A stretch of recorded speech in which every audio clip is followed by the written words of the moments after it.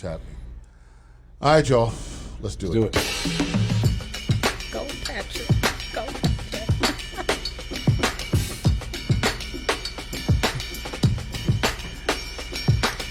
Yeah.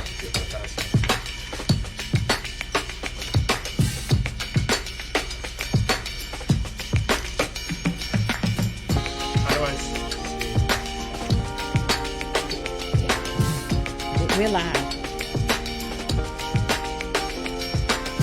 All right, y'all. Waiting on y'all getting your watch parties together.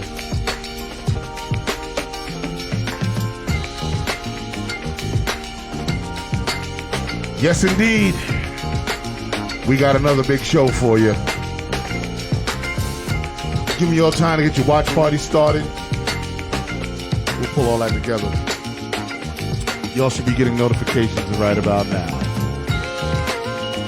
Yeah. We had a big week. Big week this week. Oh my God. I'm gonna crack the mic.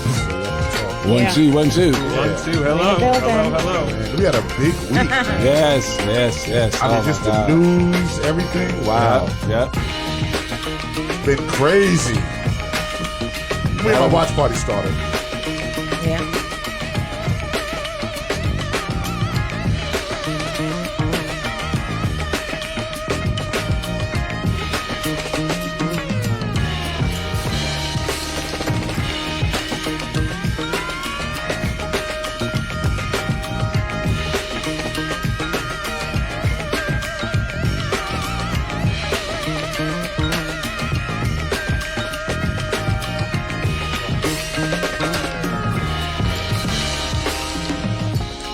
Yep.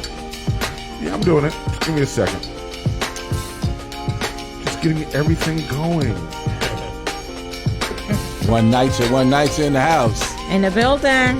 Big shout out to Robert Scott. He's in early. Senior. I guess. Woo! Let them hear your voice, but don't say your name. Say hello. Hey. Don't say your name. What's good? Onenycha. You ready to dance? I know. Ow. There it goes. Yeah.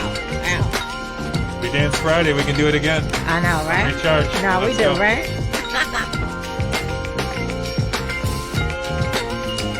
I'm just sharing it to the groups.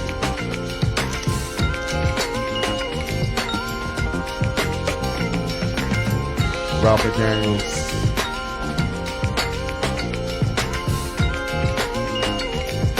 Brooklyn, Queens, Staten Island, the Bronx, and Manhattan. You sound like you're rapping. Uh-huh. Yeah, it's Brooklyn in the house. Hey! Manhattan's in the house. Upper East Side is in the house. What? UES4BLM is in the house. We got a little rap thing going on here. Oh, yeah. Rap Oh, y'all don't know? cypher. I used to rap a little bit back in the day. A little DJing too. Y'all don't know about that. Okay, all right. Shout out to my brother. We speak Crown Ike. Okay. Yeah. Okay, all right. Uh-huh. You know, I can't forget Roosevelt Island. I get smacked by somebody. If we forget about that. Right. That's right. A little bit of, no, that's all you have, right? Okay. Yeah. I'm thinking about, that's all, okay, Supposed to hit the island next week. Yeah. All right. So we're all set up. I got the watch parties going. And I tell you what. 1, 2, 1, 2, 3, and we're in the building, y'all. Onenycha. In the house. And you know, we do this like every Sunday. This is how many shows have we done so far, guys? What have we I think done? this might be 7, 8? number 12. 12? 11 Might or be. 12. Yeah. We're Wow. up there. We up there. We almost got a whole season. I have to look back literally at the shows to make sure I don't repeat an outfit. Yeah, I struggled with that too. I'm like, a week ago, I'm like, what did I wear? What did I Right, wear? yeah. It's a challenge. I don't want to look like I did last week. Yeah, it's a Well, challenge. that's kind of Oh, still. no suspenders today. No So suspenders. yeah, I put on the shorts. I figured suspenders would be OD. suspenders. Okay. So I just did that. So it's been a big week, you know. Kamala Harris, right? She is now the first African American woman nominated to the Democratic Party at the top of the ticket. So big shout out to her. Yes. That was a beautiful convention too. Yeah. I liked it. It was tremendous. Yes.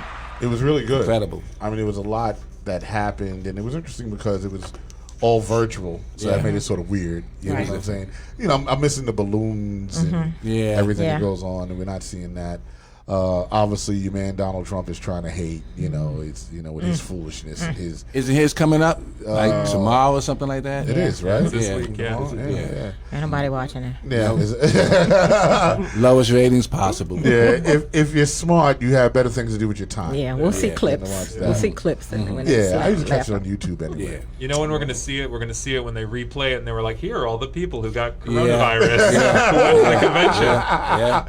Exactly. It's That's a how it's memorial gonna go. video of You know, that's dark. Easy. Patrick is on it early. I know. He's on in. it He's early. in there. He's in there. He's So, in there. Saundrea Coleman, I'm gonna start with you obviously because I Okay. want to know what you've been doing this week. What's going on? What's happening? Well, greetings, everyone. As you know, I am Saundrea Coleman, the one and only. Busiest person around. Go ahead. Yeah, happy to be here, blessed to be here, just in this space. I just had a wonderful virtual graduation from Onenycha Alliance Theological Seminary on Thursday, and it was fabulous. And I have my master in divinity. Whoa, Hey. hold on. You need to beat with that. Yes. Come on, Saundrea. Yes. Oh, that is so crazy. So, 93 credit course. so are you 93 credit. So, 93 are credits. you a reverend now, a doctor, pastor? What are you? No, I'm still a woman of God. Okay, That's what I'm, a woman of God. All right, a woman of God. Yeah, That you is- know, and Amazing. you know, when you're doing the work, you are a minister, rather you're ordained or not. And no, I'm not ordained. I am a consecrated deaconess, but my work is in the fields. So I'm happy where I'm at. I'm happy with what I'm doing in my community. I'm happy, and I know the Lord is pleased in what I'm doing with UES number 4, BLM, that movement, as an organizer. So I'm just doing what I do, and you know, just thanking God for strength every day to do it, to meet with people and meet such great people like you all that's in this space right now. That's great. We also had an incident at our movement, our march on Monday. My cousin got pushed down by a male white. So it was a hate crime while we were marching. So, and you know, y'all both have marched with us, and we have the actual organizer and founder with us today. But it was just very traumatic. And then just to go into the precinct to try to help her make the report. And she's from California. She lived here 13 years. And basically the officer really didn't get a good report and wouldn't let me help, even though I used to be on the job. But once you say protesting, his whole demeanor changed. So shame on you. The 1-9. Anyway. 1-9. Oh, we shamed them early. You say, hey, I was using my First Amendment rights, and they turn around 180. Yeah. So, yeah, but that's it. Wow, Everything's crazy. busy. Okay. Stan Morse, what's going on this week, baby? Talk to me. Yes, I'm Stan Morse, organizer for the Justice for All Coalition. It's been a busy week as always. Also a sad week. We had shootings that we were dealing with. Unfortunately, I think a week ago, a young man from Queensbridge got shot and killed. And then some guys from Queensbridge came to Ravenswood and shot four teenagers, 4 young people. One of them died. Yeah. You know, and it's just tough, you know. So normally as an organizer, we're dealing with different issues of repairs and things like that. But when stuff like that happens in the community, you got to respond to that, you know. So we're planning a peace vigil, some sort of event in September 5th. It's going to be an all-white event. We're going to try and pray, pray the community into healing, you know, so that this doesn't continue, more retaliations. It's just terrible, you know. And then dealing with the parents and the mothers, and you could just see the fear because this happened in broad daylight. This was not in the evening. This is like when kids are coming home, you know, going to the store, just hanging out in the park, and next thing you know, all these shots let off. So for young people out there, we gotta do something different. We gotta do better, you know, because this is really tearing the community up. You know, it's causing fear. It's just not good. It's not good at all. Now, was it the situation? I think there was a lady that came on the show Was it the situation? Was it her? Was it in Ravenswood that this happened? It was in Ravenswood, you know, and we had a community meeting. That wasn't even the topic of the meeting. We was going to talk about, you know, the zoning issues and resident manager corporations. But she got on the phone. Shout out to Latasha. Yeah. And her son was there. You know, he didn't get hit. Right. He didn't get hit, but his friends got hit. You know, so the emotion that she brought into that meeting sort of shifted the entire meeting into dealing with that. A whole other thing. Yeah. And so now we got to respond and find a way to really, really heal the community. You know, so this does not continue. Right. You have know, to be present. Definitely have to be present. Yeah, so you guys will be hearing more about that. Because I was actually on the call. Right. And I was on the Zoom, and I was just kind of listening, seeing what's going on. And you're right. You were on track doing what you were, you know, what you were organizing. Right. And then she popped in. Yeah. And then the whole thing went left. It went to a whole different thing. The emotion she had made me want to cry right then and there. You know, at that moment, it was. She's like, "Why am I fixing my apartment? Why am I fighting for this? Why am I here? Right. Our children are dying. Yeah. What are we doing about that? Yeah. Right. And that was powerful to me. I was like, and you know, I'm still sleeping on it. You know what I'm saying? I'm still trying to figure out a game plan with that. And I know you, Stan, you're already in motion, you know, on that. But you know. When I heard that, I was like, damn, you know what? We got to figure something out. Yeah, big shout out to Kenny from Fathers in the Hood. He's kind of taking the lead on trying to put something together, bring the pastors together. Probably call the good reverend to come and speak, and you can speak. Yeah. So we can bring some words of healing, you know, to these young people before it gets out of control. Yeah. And then I think we're gonna have to figure out how to do some action. Yeah. I think we're gonna have to figure out how to do self-policing or neighborhood watch. Sure. Something to really, you know, because now we can heal them, but we got to protect them. Right. So we need like a neighborhood watch. Or What something. we always say: who keeps us safe? We keep us safe. We keep us safe. Yes. And then, without further ado, I must introduce. Yes. All right. The man of the hour, because this is his show. Yeah. This is his show. Come on now, come on. About what he's going to do. Why'd you do 11 without me then? Good one. Exactly. Well, we did 11 now. This is your show now. Okay. Here we go. So introduce yourself, please. Go ahead. Go. Hi, I'm Patrick Bobilin. I am a candidate for State Assembly in the 76th District, Upper East Side, Roosevelt Island. I'm also the founder of what we're now terming UES for BLM, which is an Upper East Side gathering. Happens every night. We're headed towards our 100th night following the murder of George Floyd. That's amazing. 100 days. Wow. And we're a group of people who are saying that we're bringing the fight to the Upper East Side. We're bringing the fight to the mayor's house. We're on his doorstep. Yeah. Right. Every night. And you know, Literally. we're also saying we're going to be relentless on this. We are not going to be another generation that passes this problem down yet again. You know, I'm hurtling towards 40, and I'm seeing that like, oh no, now I'm the old guy in the room. Right. Now I'm going to be the one that's going to pass this down, and me and a lot of people who are even younger than me are saying, no, this is not one more problem we're going to pass down to another generation and still call ourselves good people, Democrats, progressives, whatever you want to call it, and still sitting on this problem, you know? Right. So you're running for assemblyman. State Assembly, yeah. State Assembly. Yeah. 76th District. 76th District, yeah, in Manhattan, Rep Manhattan. You know, I want to be one of, 150 people who go and represent my neighbors, the people in my neighborhood, as well as representing the interests of lower income working class people. That's my background, that's my life, growing up on public assistance, living in public housing. I don't think that I'm a special person for living on the Upper East Side now and maybe for a little while working in the tech world and making a little bit of money. I realize that so many people are facing the same problems that, I grew up with, that my mom grew up with, and they're even worse. They're exacerbated. And there's a level of callousness that comes from our elected officials and the people in power that, they don't go to bed with these ideas.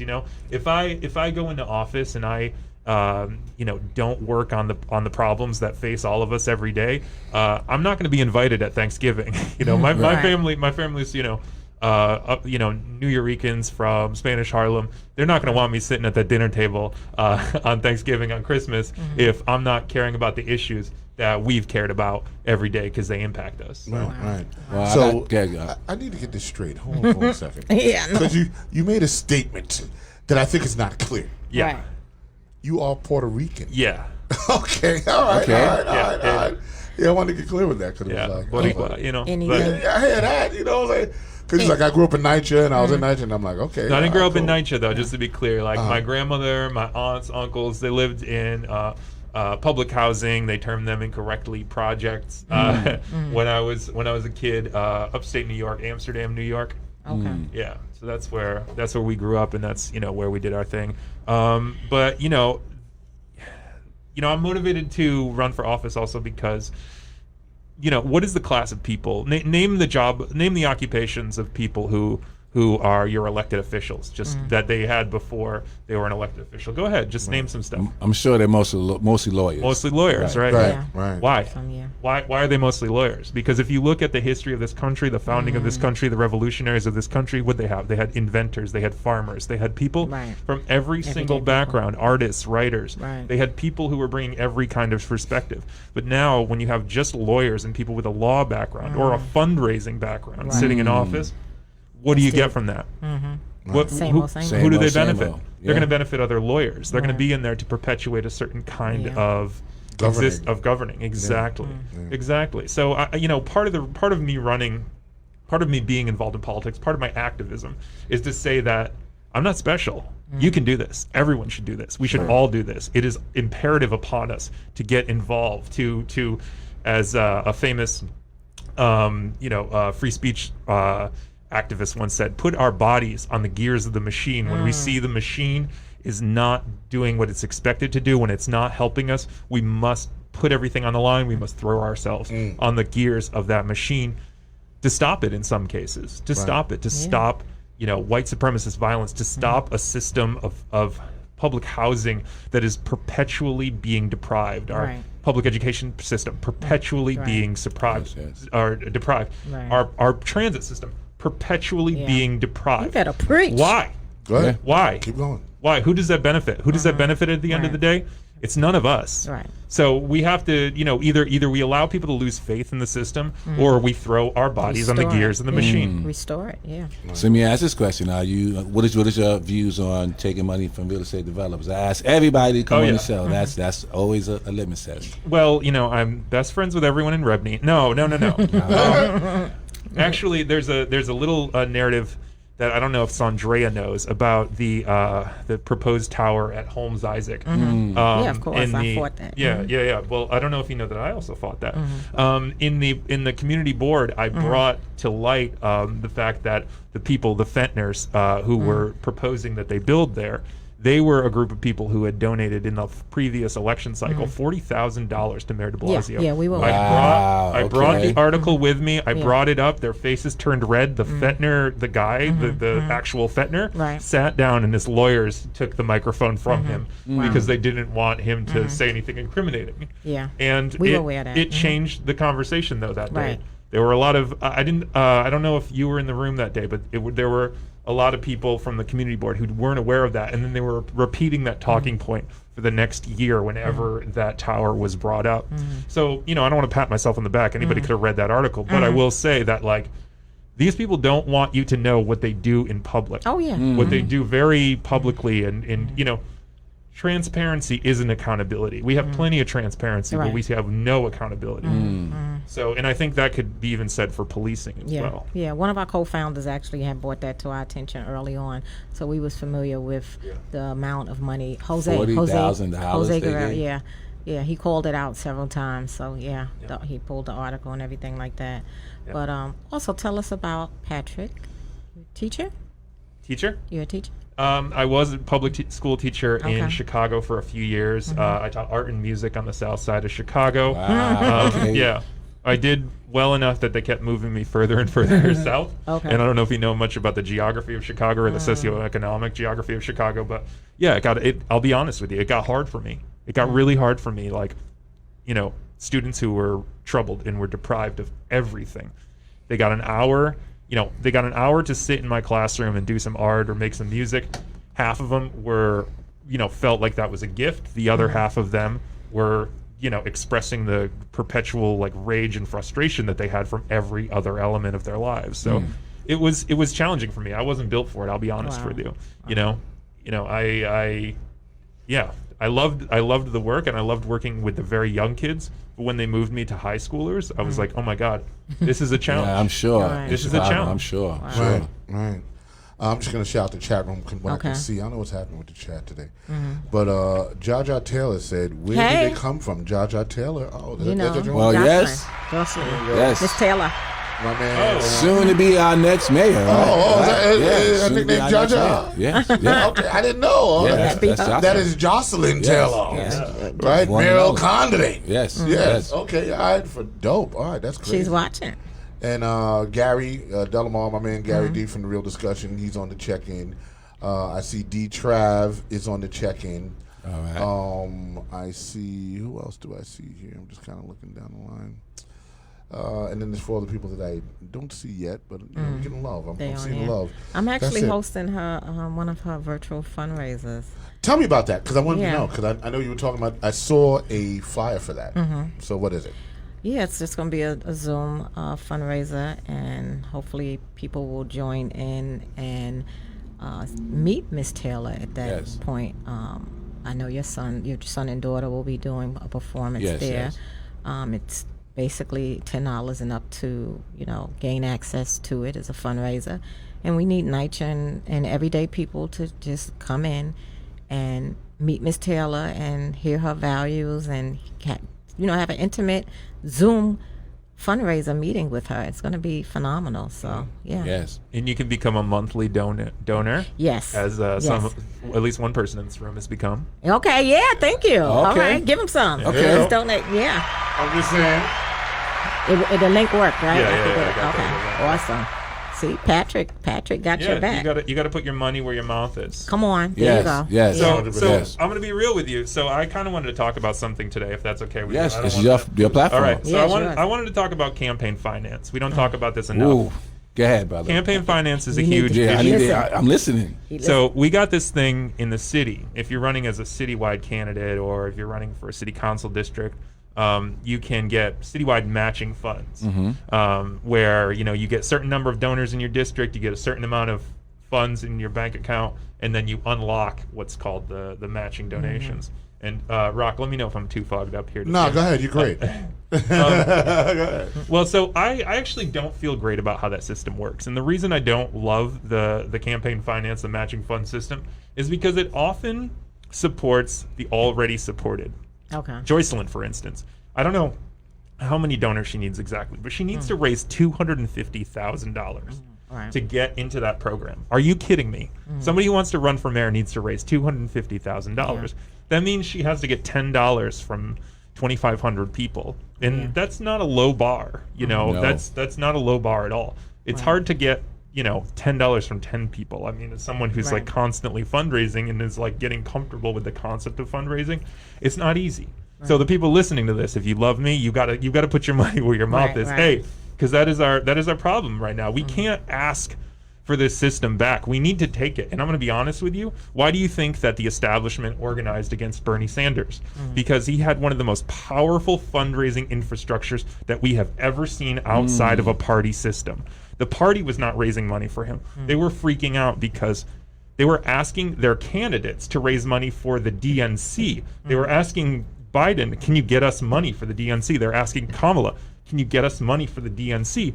Meanwhile, Bernie is running circles around all of them with fundraising because he built his own infrastructure. But why did he have to do that? Because he had to be a serious contender, and it's hard as hell to do that on your own. And so that's why he had historic fundraising numbers, because he really focused on that and he made that like number one. So I'm running at the state level, and there's no matching funds program for the state level. Okay. So the rules are a lot looser and wilder, and that's why people take so much real estate money. I'm not going to take any real estate money. But the rules are much looser at the state level. One thing that I want us to do in this state and in the city is use a program called Democracy Dollars. And they do this, I believe, in Seattle. Have you heard of this program? No. Democracy I Dollars. haven't. Go ahead. I'm being educated. So basically, the state will send you 5 vouchers, and they'll each be worth, let's say, $1,000. And let's say the 5 of us are running, or the 4 of us are running for the same seat. you know, and our friend over here gets his like packet in the mail, and he can write Rock's name, he can write Saundrea's name, he can write Stan's name, he can write my name, and he's like, you know what? I prefer Stan the most, so I'm going to do 2 for Stan. And so, you know, he gets 2,000. We each get 1,000. That's coming out of the public funds. There's no private money involved. There's no fundraising involved. It's all publicly financed, and the people get to determine where the money goes. Okay. So it's a system that is not in place in a lot of places because who is the donor class? Right. They control the elected officials. Right. Yeah. Wow. And the elected officials write the laws about how we have campaign finance set up. Right. So who's the dog and who's holding the leash? Right. And I can definitely attest to that. For me to run, I have to raise $45,000. You know, so it's sitting here, somebody trying to run for Queensborough president. Right. That's a very challenging thing to do. You know, and it's very sobering. You know, so I definitely agree 100%. With what you're saying, because if you can't raise the money, you can't have a viable campaign. Yeah. Which means you can't get your voice out, you can't get your words out, you can't have a voice. And that's, if I don't have a voice, and if you don't have a voice, really the average person does not have a voice. You know, and that's really not right. So I agree with you 100%. I agree. If you're not already rich and you don't already rub elbows with rich people or like the movers and shakers and the I want to say the sort of like already existing donor class, how do you get that first $10,000? Yeah. How do you get that first $10,000 when you're talking to people whose like annual income is $25,000? Sure. How are you Yeah. going to get that first $10,000? You're going to get $10 from 1,000 people. That $10 means a lot to those right. people you're talking Sure. to. Right. Yeah. If you're going around Onenycha and asking for $10 from everybody, that's Yeah. it's not going to Some, be very yeah, some people on a It's fixed just income very as well. challenging. Yeah. It's challenging. But they It's have tough. to learn to invest in what they believe in. And $10, if you break it down, that if you can save it up, right? Because you can go on sneaker lines, right? You can buy this, you can buy that. You know, investing in a candidate that you believe in, you can get that $10 up. But Yeah. this is where I will actually argue with you on this, Saundrea, if you Okay. don't mind, my friend. No, you Oh, can. come on, okay. baby. We here. Okay, so look, Come back. you're putting it up on personal responsibility. When we're talking about this public health crisis, they're Right. like, oh, this person's not wearing a mask, that person's going out to dinner, this person's going out to the club. No, you do not put all these things, I don't think, you don't put all these things on personal responsibility. It should not be the responsibility of the individual. It's the responsibility of the system to be set up so that people can win, so that Stan can run without having to hit this high bar, so that like we have one public health infrastructure telling people what to do with masks. Like these are all, I think these are connected in a way that we talk about personal responsibility, and you know we talk about it in policing too. Well, maybe he shouldn't have committed a crime. Like we talk about this personal responsibility level when we have to talk about structural issues. Well, I'll push back just because that is not in place right now, right? Right. So I'm being realistic. So you have to,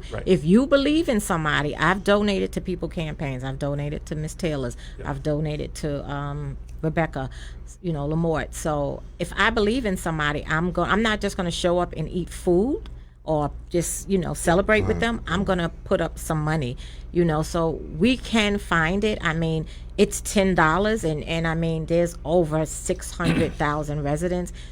Onenycha alone can actually back candidates if they, want to. But a lot of people don't understand the electoral process and that they can put their money where their mouth is. I mean, it's just we're speaking of maybe one donation, and sometimes we sacrifice for what we want. And You're right. I would like to sort of interject into that, Okay. right? Because I want to say that Fist fight. if we're in a system, right, then we got to play our part within the system, Right, right? right. So right now, this election coming up, right, and we need to get our candidates in, and it takes money to do that. Now, what motivates people?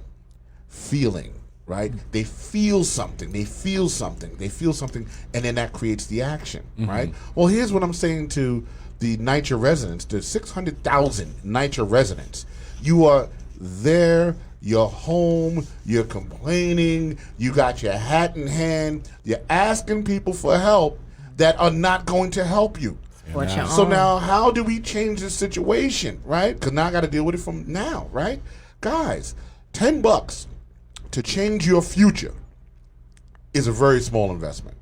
I'm not saying everybody in Onenycha, 600,000 people need to donate $10. Right. But you know what? Yeah, I'm asking y'all to donate $10. There's different races, So too. that we can get our voices heard. The reason why we can't fix anything in Onenycha is because we are not present at the table. Right. No one's representing us. And Bishop Jordan told me something one time, and I never forget it. He said, if you're not sitting at the table, then you're on the menu. Yeah. You are 100%. food. 100%. Okay? And You're we're on the food. menu. You're on the menu. You Yeah. are food. So we need to get our people in, right? And we have to stop this mentality of, oh, you know what? I don't want to give that, and I can't do that, and I can't do this, and I can't do that.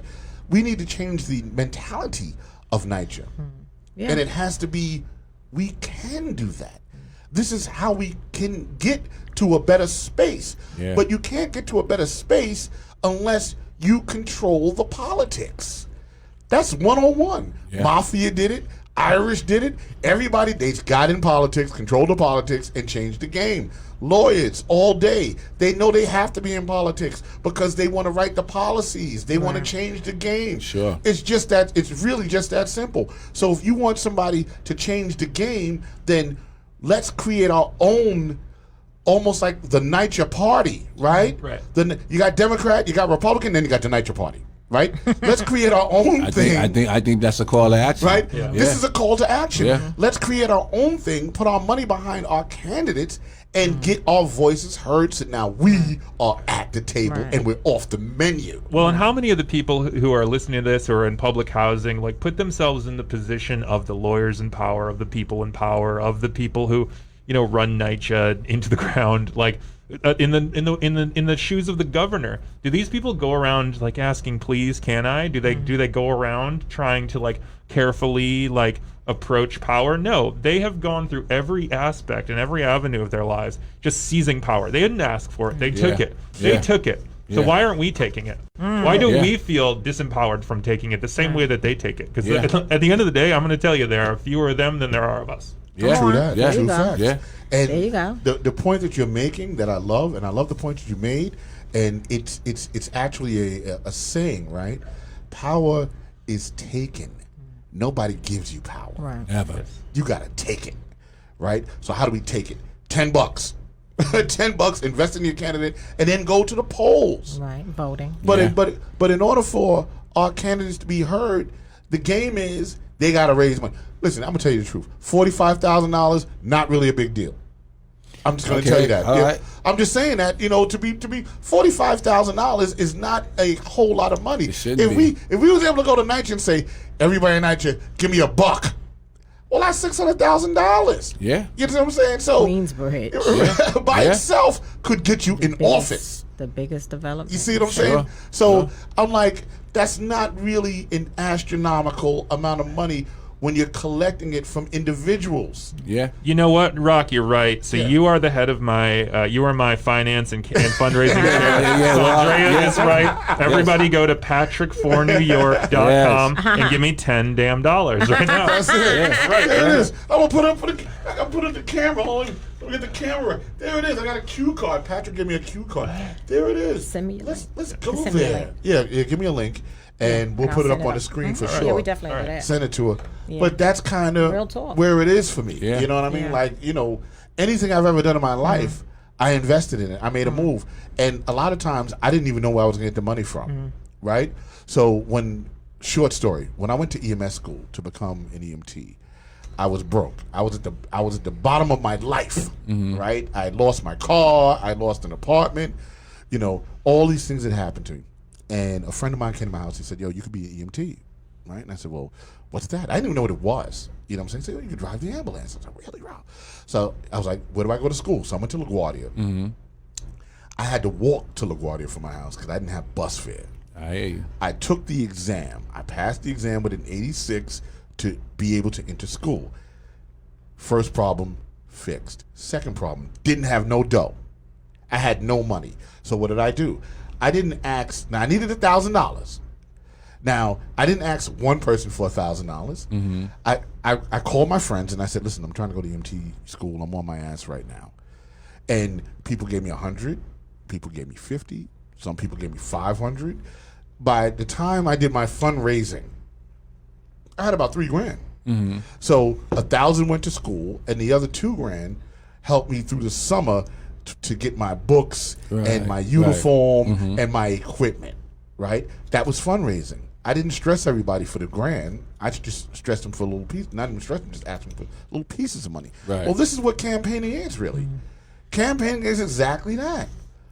So here's why it's a little different, Rock. I'm Go sorry. ahead. I'm No, gonna take argue it. against that a little Please, bit. please. Because we should not be investing as much. Like yes, campaigning is like that, unfortunately. Right. But we should not be putting people who want to go to school, who want to pursue a trade, or whatever. We shouldn't be putting them out to like individually have to fundraise in their families Sure. and friends or whatever. So I'm actually going to talk to you a little bit about a piece from my own platform right now. Go. So something that is important to me and for racial justice and is actually personal to me is I think that we should be giving housing and childcare vouchers to SUNY students, because with the Excelsior Scholarship, it's supposed to help people who are low income. But what is on top of low income? Those pressures of everyday life, those pressures of having a kid. Why do so many talented, especially young women, not go to school? Because they have a kid. Well, if we had childcare vouchers and we had housing vouchers to ensure that they had a roof over their head and they had somebody to take care of their kid, they could focus on their studies as well as being like paid to go to school. There's no good reason that we're not doing that. Absolutely. Yeah. I have one question because somebody asked me something in the chat room. Yeah. What's your full name? First name, last name? Patrick Bobilin, Patrick, Bobil as in Larry, IN as in Nancy. Bobilin. So you got it. Cool. Okay. Yeah. So to me, that's really personal. My mom had me at 19. Actually, my parents met working on a factory floor upstate New York at a textile mill, and my mom never went to college. She worked crappy job to crappy job, jumping from one to the next, and kind of always just hovering around minimum wage. So she worked 40-50 hours a week, and then she would have to also we would also be on public assistance as well. So like, why are we having people work 40-50 hours a week and they're also on public assistance? Well, it turns out that we're not paying people enough. That's right. Our Right. minimum wage is so low. I mean, I don't know if you know the figures, but like the fight for 15 right now, by the time we get it up to 15, it's going to be worth $7. Wow.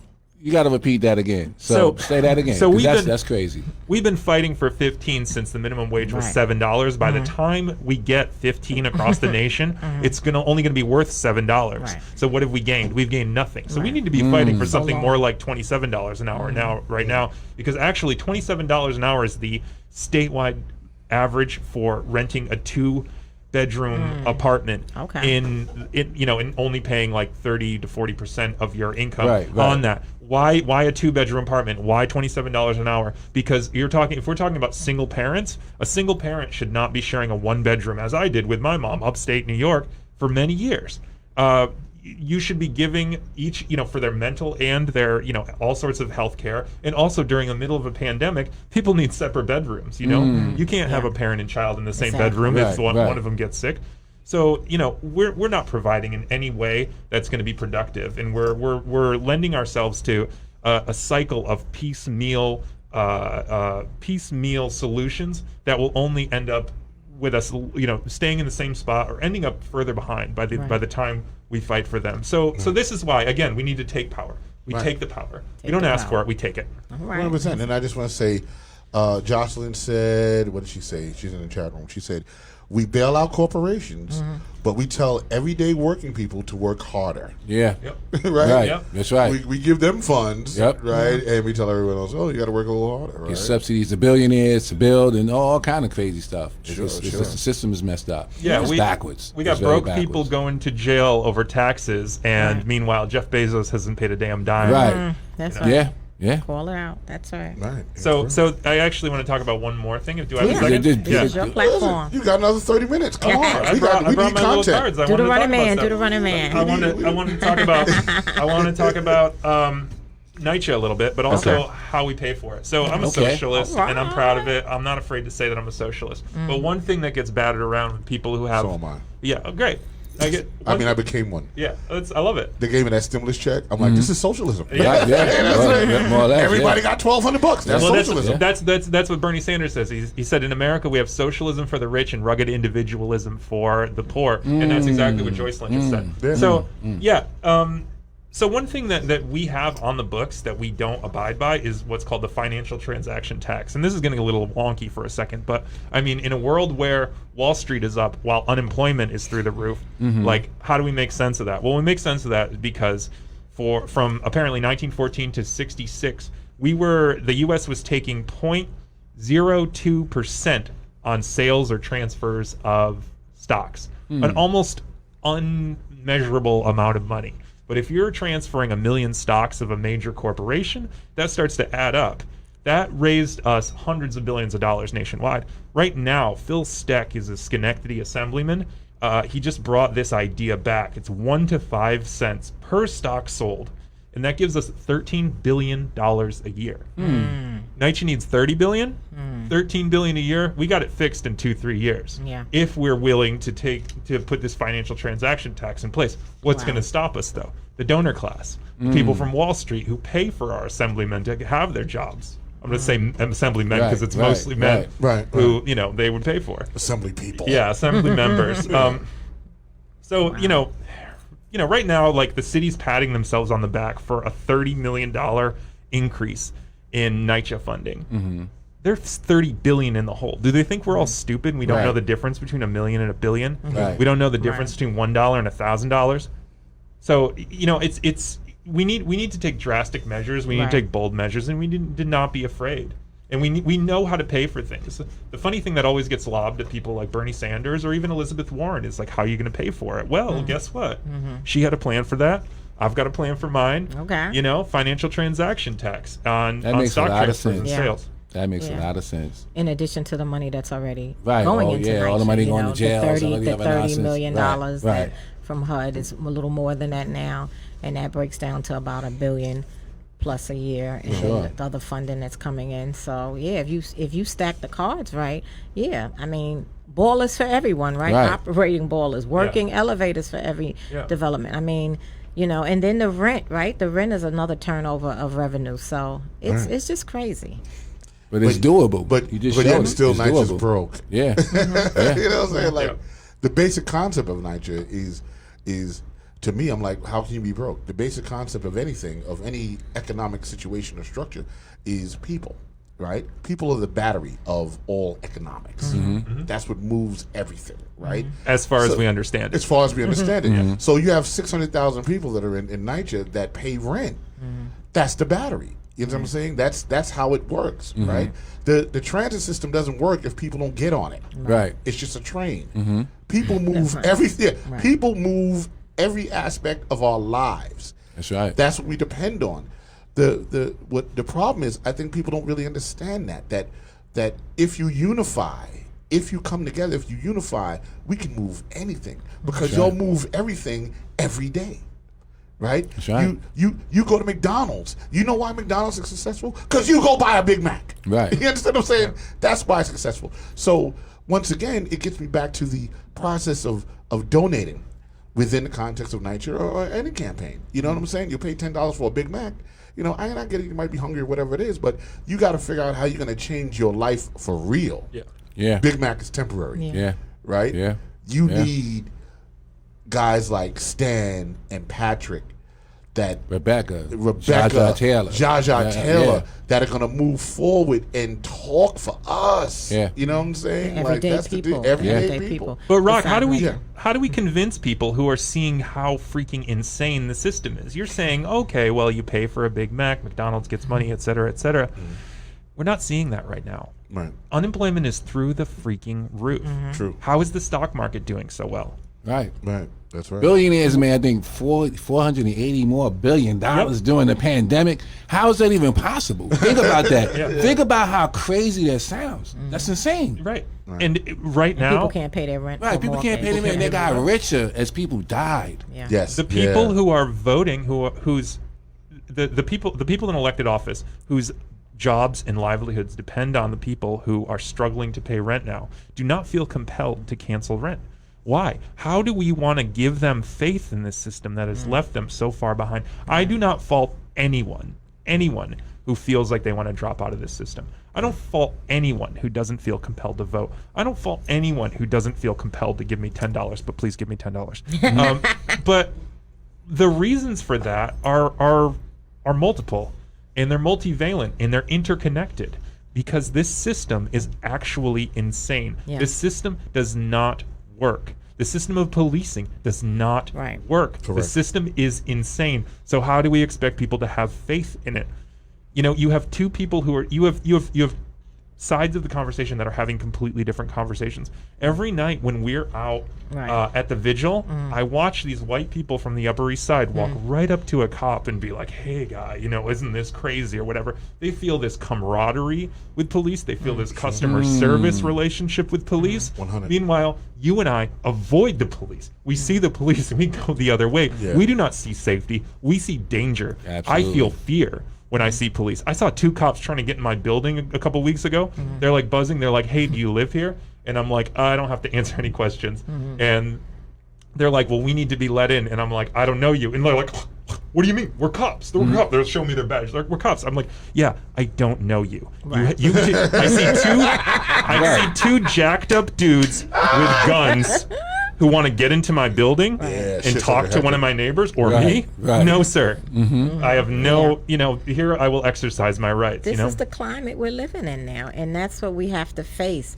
You know, until not just NYPD, all law enforcement agencies take accountability for the things that they have done for the executions of unarmed men. Until they take accountability to that, we will still and continue to have civil unrest. We will still be out there marching. We will still be out there holding vigils. This is not going to stop. I sat on a football field during many a winters with the Harlem Jets, now that's their name, in the cold with hand warmers. So I know I can still be out there in the cold every night with my neighbors. So this fight will continue until we seen 50A repealed.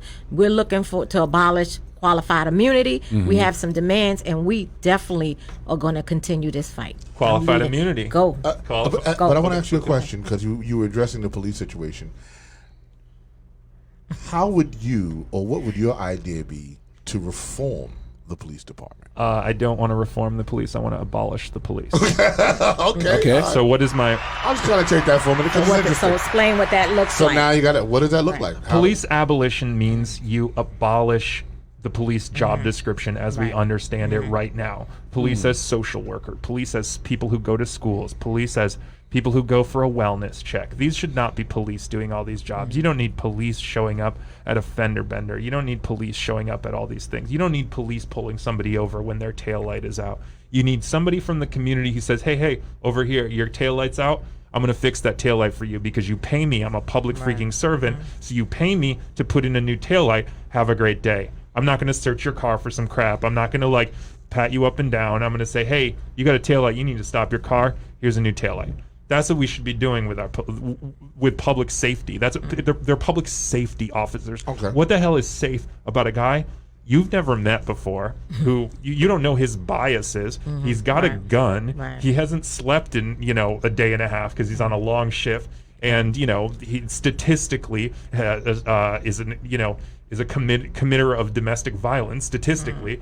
Let's be real. These are the numbers. Okay. So, and he comes up and knocks on your window and says, hey, license and registration. How many people with any sort of experience or view on what's happened to black and brown people in this country, or any marginalized person in this country, is going to be like, oh, I feel safe about that. A guy with a gun pulling me over because my taillight's out. Sure.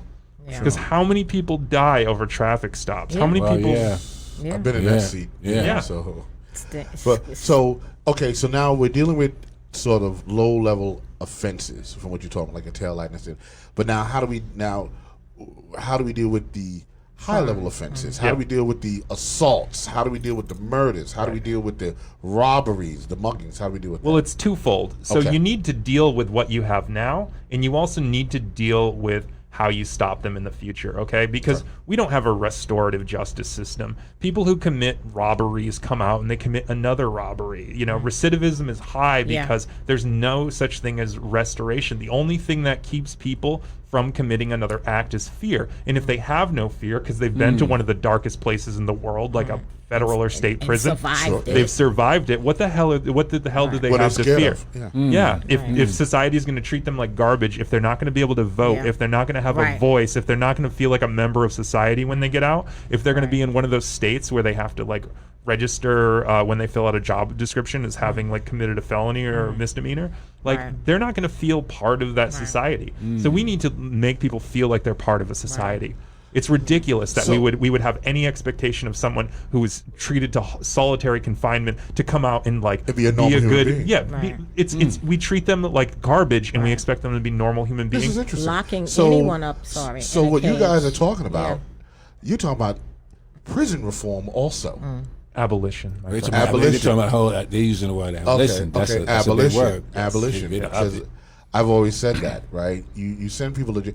Other countries send you to jail so that and you will be reformed, right? They try to fix the problem of the reason why you went to jail. Okay, so why did you mug somebody? I ain't making no money. I have no skill. Okay, so you know what? Let's give you a trade. Now, I know that there are programs that when you come out of prison that you can become a carpenter, and there's a special thing for that, or an electrician. You get a trade. They learn at it there. Yeah, they building stuff, core craft, right? Google core craft. So I think the abolition. I think I like the idea, but I'm still not sure how to deal with the upper level of crime that will take place because it's natural. Crime always is crime. Yeah. I mean, so how many people who comes for the gunshot? That's what I'm saying. Who comes for the gunshot? You have a specialized force who comes out for that. Okay. You have your everyday officers in places like London, big city, sees terrorist attacks all the time. They have a special force that deals with gun violence. And then we deal with gun violence in our communities as a public health crisis, not as something to shake people down for until you find a gun. Congratulations, Batman, you saved the day. Like, that's not how you solve gun violence in these communities. You look at what the root problems are, because look, if these systems worked, we wouldn't be trying to abolish them, and we wouldn't have a damn good argument for abolishing them. Right. Well, I know it's a tough issue. I know as these kids got shot in Ravenswood, I know a lot of parents that were out there were calling for more police. So there is that challenge. Although I would say to them is that more cops doesn't really solve the problem. End of the day, they come after the crime is committed. It's already done. Exactly. The person's shot and dead or whatever the case may be. They're not preventing anything. So but because we've offered the world one kind of Band-Aid to fix every kind of problem. So what is their framework for understanding how to solve that problem? More Band-Aids. Right. You have to actually look at how the guns and the drugs into the community. How are they getting here? Okay, like in the movie, is bigger than Nino Brown, right? So it's literally bigger than the optics that we see. And then when you look at the prison system, the trades, they're in there learning. They took away. They were able to earn college degrees, and then they had took it away. They're back in some of the prisons, but also when you look at the labor that they're doing and the amount of money that they're earning, you think about these men and women. They have families back home. They're making money for the prison, and the prison's making money off of them. Sure. And they should be getting whatever they're entitled to, so they can help support their family while they're inside. You not just put them in a cage. You really demean them. You really lower them down to literally slave wages, basically. So you took a breadwinner out of the home, and now you're paying them next to nothing. It's like, and they what can't do you help. expect? Yeah. Which then perpetuates 100%. the problem even further. Right. At the end of the day. So because I was kind of curious about how that would look, because it's a multi-system abolishment and replacement. You know what I'm saying? And I like the idea that one Band-Aid don't fix all the cuts. You know what I'm saying? And that is definitely what the approach is. Look how many things we have to put into place right now because we're not treating the problem appropriately. Look at all these systems, all these reform issues, all these nonprofits that spring up because we're not solving the problem with prisons. Right. At what point do we convince people to have the boldness and bravery to say, we don't need more prisons. We need to stop putting human beings in cages, paying them slave wages, to produce things for elected officials to feel good. Look, I've got my local. I'm gonna just call it out right now. This is. Can I get a little hot on here? Yeah. Okay. Yeah, All right. Go. I'm going to be a little spicy. My city council member, Ben Kalos, and the assemblywoman that I'm running against, Rebecca Seawright, they're going around our neighborhood with this Corecraft created hand sanitizer. We have people making pennies an hour in our prison system, handling dangerous chemicals to create so that elected officials can go out and say, pat themselves on the back and say, guess what? I handed out some hand sanitizer today. That's disgusting. Yeah. That's embarrassing. It's really weird because I was talking to someone that has served 2 stints, and they basically was like, no, there's no alcohol in it. They can't be making sanitizer. Right. That's like they actually know how to make stuff inside to get tipsy. They use their toilet as a refrigerator for their stuff. So 360-degree water. But when I said that and I showed them the bottle, it was like, you got to be kidding me. So yeah, because one of the problems is, are they using, because they know how to burn it so it can, to get the vapor, and they can drink it. So yeah. Right. This is Democrats. This is Democrats. This is our democratically controlled state. This is our democratically controlled city council. These are Democrats who are endorsing this process. This is Andrew Cuomo endorsing this process. This is Andrew Cuomo saying, we're going to produce some hand sanitizer for everyone so we don't have a shortage, and he uses prison labor. It's disgusting. Yeah, that's disgusting. Yep. So here's my question, right? Because we're dealing with prisons. My question is, so let's say we get to the root of the situation, right? Which is a lack of education, right? So here's what I remember when I went to school. I remember if you wanted a trade, you went to a particular high school, right? If you went to Gompers, you wanted to be a mechanic. Yep. If you went to Jane Addams, then you were going to be a nurse, and right? beautician. And a beautician, right? And Dodge was nursing, and Bronx Science was, So all these schools that we used to have that were trade schools, that you can go, like you were able to become a nurse in high school and get a job in a hospital, Sure, straight off the cuff. Yep. So now all these programs are gone. How could we reinstate that, right? Because that is what the community, the black community, that we have access to in terms of going to school, right? Why isn't there a specialized high school now for computers and the kids learn coding? Why isn't why isn't there a specialized high school where it's business? Now I went to one, it was very interesting. Big shout out to OSG. That's called Off School Grounds, and they're a whole coalition of principals, right, that think progressively, right? And one school I went to that I toured, they actually had, they're a business school. They had a Capital One bank in the school, and the kids run the bank. That's creative. You know what I'm saying? That's right. creative. They're building a recording studio in the school, so the kids that are interested. No one's playing in a band anymore. Kids want to sit on the computer and they want to make music, so they're building a production situation in this particular school.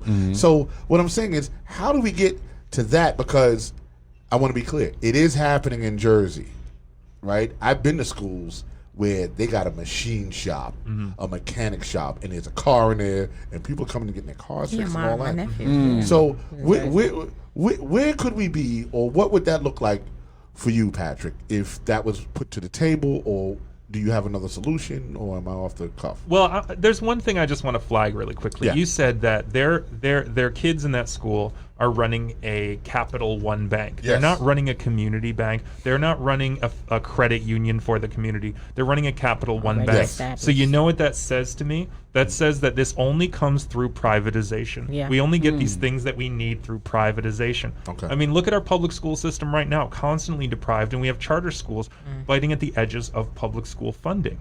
How do we expect to give kids what they need when the kids who are most deprived, who rely on the public school system? I mean, I'm a product of the New York State public school system, and they were terrible. And I didn't think I was ever going to go to college. It took years of being out of school for me to have the confidence even to believe that I could be someone who could make it. The system doesn't set up these kids to thrive. If anything, it sets them up to just get through the day and for to fill out to deal with some standardized tests. Yeah. So I mean that takes a total education reform approach. Right. Though I do like the idea. It requires a higher investment and complete educational reform. Yeah. And how much can we expect from the city or the state when they're not even paying the teachers a good living wage? So if Exactly. you're not going to pay the people that are educating our kids, then you're not going to even, if you're not investing in them, you're not going to invest into the institution. And I concur, because that's where it starts. But I also feel like if I'm not going to school to deal with things to prepare me for life, then why am I going to school? Yeah. Exactly. Right? No, you're right. I should be able to. Why am I financially illiterate when I leave high school? Sure. Right? Yeah. Why aren't you teaching me about credit, how to manage credit, how to manage credit cards, how to manage my bank account, how to manage money? Right? Why aren't you teaching me about the things and what I can get? Right. It's just like, why are they not being taught to write proposals? Why are they not being taught to write budgets, create budgets?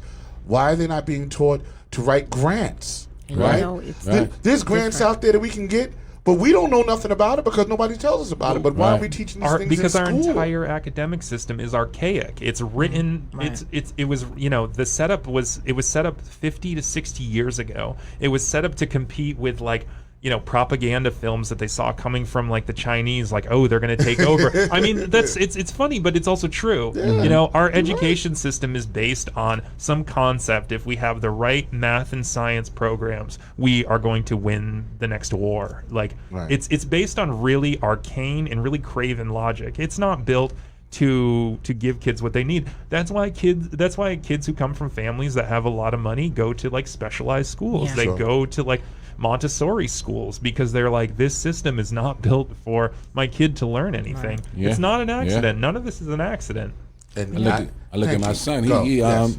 really hasn't. I mean, not saying he hasn't learned anything, but he really feels that the education he's gotten has no value to him at Exactly. all, and to what he's going to do with his life. And it's hard to motivate a kid, when they feel that way and they see that every day when they go to school. Yeah. It's like, what am I going to use this for? 90% of what they learn, they're never going to use. Correct. And it's just it's ridiculous. And Go it ahead, also Saundrea. goes with the area, right, where the schools are at. My son Jalen went to PS 158. They had the kids opening bank accounts, even though I didn't have him do it there. We did it somewhere else on our own, but they had that initiative there. When he went to Wagner Junior High School, and the other schools, and his boss, he went to Business of Sports High School, which was ran really like a business school. And I'd never forget, he was so excited when he had to write a business proposal, and it was a restaurant, and I mean, he had to do a presentation. And that was like, I mean, to see him leave out with his dress slacking shoes, his tie, That's I took him, cute. I mean, like, and he was proud with his portfolio, and I'm like, go Jay, go Jay. But it's the investment they invest in their kids there at Business of Sport. And it's a new Business of Sports school. It's a new high school. It's a few years old now. So, and they invest, and they have money from the NBA, and different people are investing in them. They have Like, money from private right, exactly, companies right. and They're private investing holdings. in them, right? Yeah, but still, So, I mean, yeah. Yeah, you'll see Google open up schools because let's be Yeah. honest, like they want to bring down the cost of hiring a coder. Even in the last 10 years, it's dropped by half. So they want everybody to know how to code so Yeah. that they can bring people in to write the little like diddly stuff that they Yeah. need to like be kicked To do out. things, yeah. Yeah, for $20 an hour instead of $100 an hour. And that's being taught in some public housing developments. I know Washington Houses was doing coding. They had a coding program, but some entities can't. Like we at Holmes and Isaacs, we do not get fresh direct boxes of food. We don't get it. The other developments do. It's crazy, I guess, because of our zip code. But then they have us associated all the way going up into East Harlem with our assembly district. So I'm not across the street. We don't. I can't even vote for Patrick because he wouldn't be my assemblyman. Right. My assemblyman is in Harlem. So you see how they do Yeah, stuff? they draw the lines and that kind of stuff ridiculously. The five Yeah, buildings, it's the five ridiculous. buildings. That's absurd. Yep. That's You're on the absurd. wrong side of the street. I know. I want to ask what everybody thinks of a UBI, because basically I feel like that's what we're dancing around. A universal basic income, then you can go to whatever school you want. Right. You can pursue whatever career you want because you don't have to worry about the ability to put a roof over your head or put food on your table. And that's the freedom that a UBI affords us. And in the richest country in the world, Why are we not doing this? Sure. And they do it in other countries, right? They do that in other countries where you can go to college. You go to college for free. Yeah. You know what I'm saying? So you can be what you want to be. That's why, for instance, in Germany, right? You can go to school to be a doctor, but they come here to be doctors, right? They get it done for free there or minimal cost, but because Germany is basically a socialist society, they don't make the big money as doctors here, right? They make whatever the money is, a reasonable wage, you know what I'm saying? Because my friend, he became a doctor in Germany, and he was like, Rock, I'm coming to the United States because I got to make that U.S. money with doctors in this abused system. Right. Because that's what it is.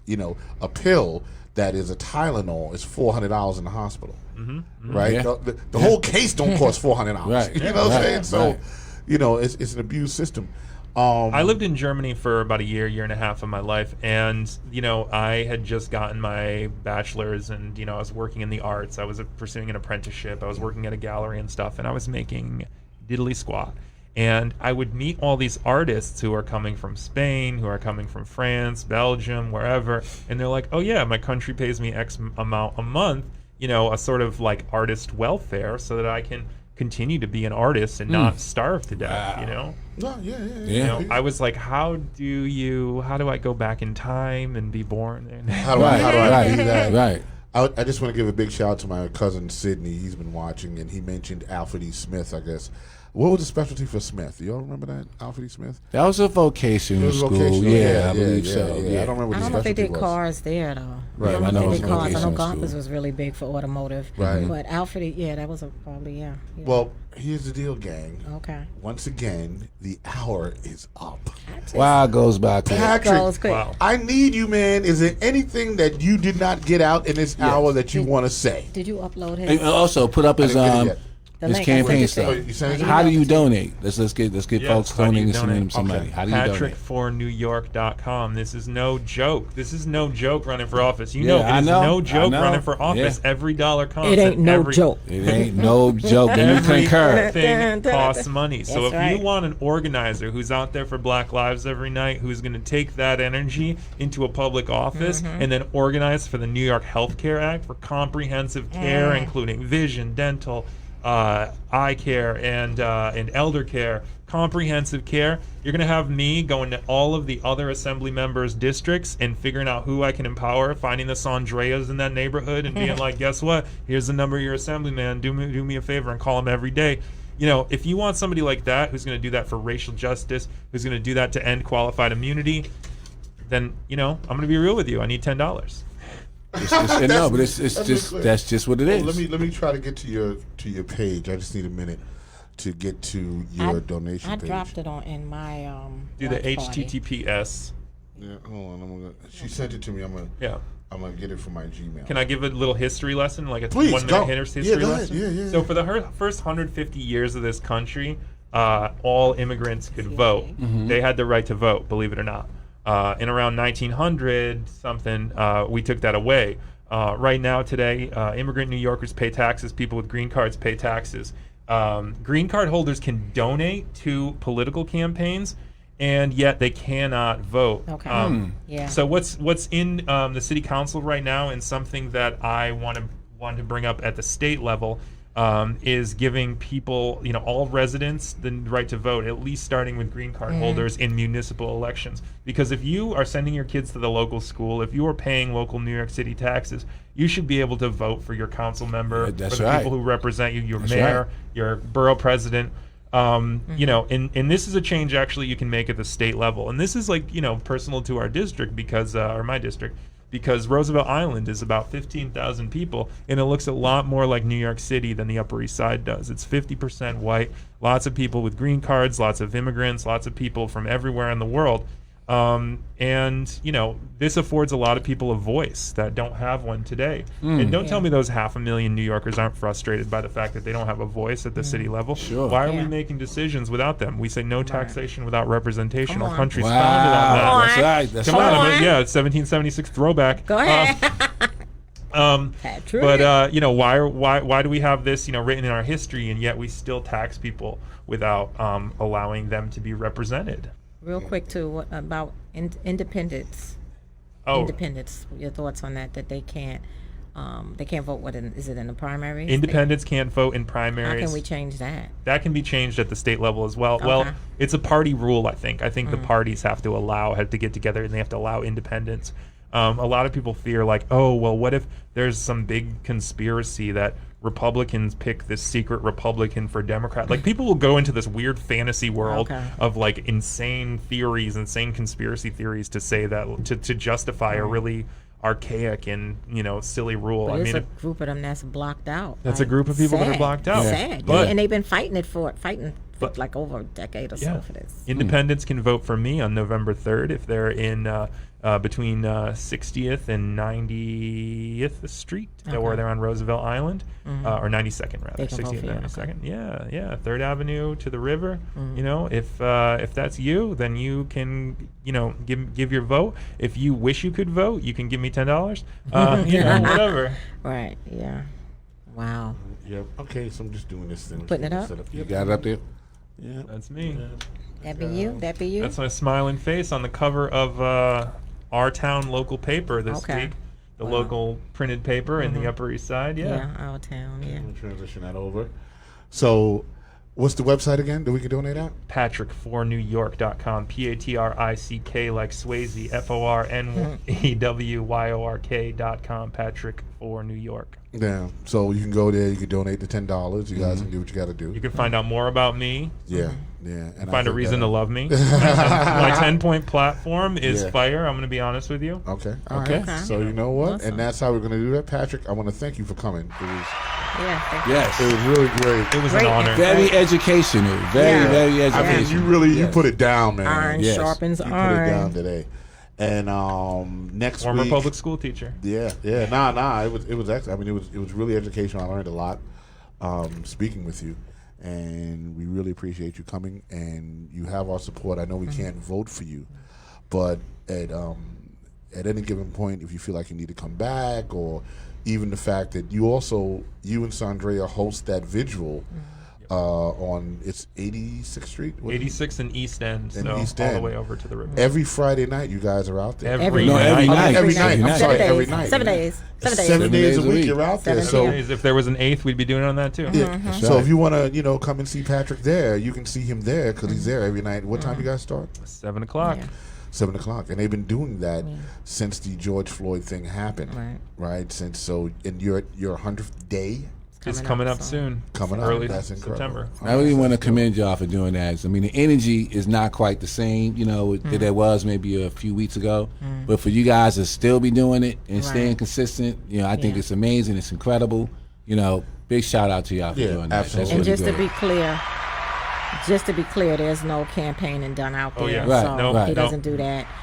So you can talk to me at before 7 or 8:30. Yeah. Okay. Exactly. That's it. But not during the vigil. No, we don't. No, we don't mix that. So no. Make that we clear. do not. Yeah. So, all right. So, you know what, guys? We're going to ride this thing out. I got something to say. You know what? Hold on. Wait. Yeah, you got to show that. And I have mask. announcement. Hold on. Look at that mask. Oh, he's standing. Okay. Turn. Yeah, go down. When I saw that, it was so dope. Yeah. And the mask is your logo. You gotta find out who he used. The mask is New York State, and it says your name on it. This is Patrick Bobilin for New York Assembly. Check out Win Origami on Instagram. Can I give her a shout out? Yeah, definitely. WIN Origami. Yeah. All right, absolutely. Saundrea, what's up? Yeah, and also follow us at UES, the number 4 at BLM on Instagram. We doing it. And y'all can see what we doing. And the George Floyd, what's the site for Justice for George Floyd, New York City? Every day, whoever we having come out, or our visual is posted every day on that. So I actually booked somebody just now for next week. Okay. Yes. Who we talking about? Yes. Is it? You want to give it up? It's your guy. Who? Which one? Rodriguez. Oh, Donnelly? Yes. Oh, it's going to be fire. He's coming out next Donnelly. week. Okay, Donnelly. He just hit me up. That's great. Beautiful. He's locked in. Beautiful. And what does he do? He's on part of Justice for All Right, Coalition. okay. He's also part of DSA. He's everywhere. Great everywhere. speaker. Great speaker. Phenomenal. Slightly phenomenal. better than me. So He's I great. was looking at my text, so I'm trying, and he wrote me during the show, so I was like, okay, I locked him in. I know you've been So that's speaking with done. Ernie about Carolyn Maloney, Yeah, right? but I had to step that up myself. So Okay. I'm in direct because I have direct contact too, Okay, and I don't know if okay. they're really answering him like they should. So Okay, I talked to Lessa, AG Lessa, so they're gonna get back to me. But that day is off the table now because I gotta lock it in, Yeah, right? you We gotta gotta lock it keep in. flowing. So Donnelly, you oh know, man. So, and you guys seem excited about this. and Yeah, and he's a good speaker. and Phenomenal lastly, speaker. next week Saturday, which is August 29th from 1 to 4, the Upper East Side for Black Lives Matter will be giving book bags away to the residents of homes and Isaac houses on the Onenycha Beautiful, development. beautiful, So we put out an ask. We have 400 book bags and contents. Every bag will have the same content inside. And we did the ask about 2 weeks ago and got everything. I mean, it's just amazing. Fast. Amazing. Yeah. I mean, Fast. yeah. So we getting that done. Cool. And also in anticipation of a very hard holiday season during Thanksgiving, what I'm trying to put together, and it makes sense to do it, the Onenycha show, Real Discussion with Rock Logic, Bulwark Global Media. I'm trying to put together a turkey drive for families That's because great. I think it's going to be an issue, right? Oh, yeah. If this COVID thing continues the way it's going to go, people are still out of work, and we're going to roll into a very tough holiday season. Yeah. So that's kind of like some of the things we've been talking about on other shows doing. Putting together like a turkey drive for people to get turkeys and stuff. Get and them turkeys elected out. officials up. They got Yeah. money. You know what I'm saying? Yeah. And you know what? Hit yeah. them up. Hit them up. Yeah, and that's Yeah. what we're going to do. Yeah, There's hit them up. discretionary funds Right. popping. Yeah, they have it. I'll give a big shout out to my boy John Coleman. I went to high school with him. He's agreed to be the treasurer for my campaign, and we're actually Awesome. looking to file this week, tomorrow. Okay. So we're beginning. What's his last name? John Coleman's last boy is John Coleman. That might be related. Wow, I have He's my up in late, the- my he's late up- brother is Coleman's in the John house. Coleman. Yeah, John. My nephew is John Coleman. Okay, you Wait might a want minute. to. Y'all might want to. Is might that be my related. nephew? No, I don't know. I think he's in Yeah. California. See, those are heavy names. That's a heavy. Yeah. I'm John Coleman. Yeah. Like it Yeah, just sounds heavy. That's my boy. He's Okay. the first one to really step up and say, well, actually not the first one, but you need to have a treasurer in order to really get this thing off the ground. So, Somebody's good at it. yeah, he's agreed to do that. Awesome. Good news. All right. So guess what? Next week we'll see you next week. Yes. Same Yeah. time, same bad channel, 4:00. Yeah. I want to thank everybody for participating in the chat room. I'm not sure what I was able to see and couldn't see. Chat Yeah. room was a little funky today. I did a watch but I party, did. I did so. see Cynthia had popped in, and cousin Sydney and D Trav, and Okay. Boxer Gibbs, and a lot of people popped in. So I want to thank you all for tuning in. And Yes. next week, same time, 4:00, we're going again, and we always replay the show during the week. Yes. Right, we always reshare it, so you can always see it. All right, and with Thank that, you Our for YouTube having channel me. too. yes, and now we It's have up the and YouTube channel running. up, and that's So, up and running. yeah. You And catch all the episodes. on that note, I guess we out. All right. Thanks, All right. everybody. Thank you. Thank Thank you. you. Ow. That's good.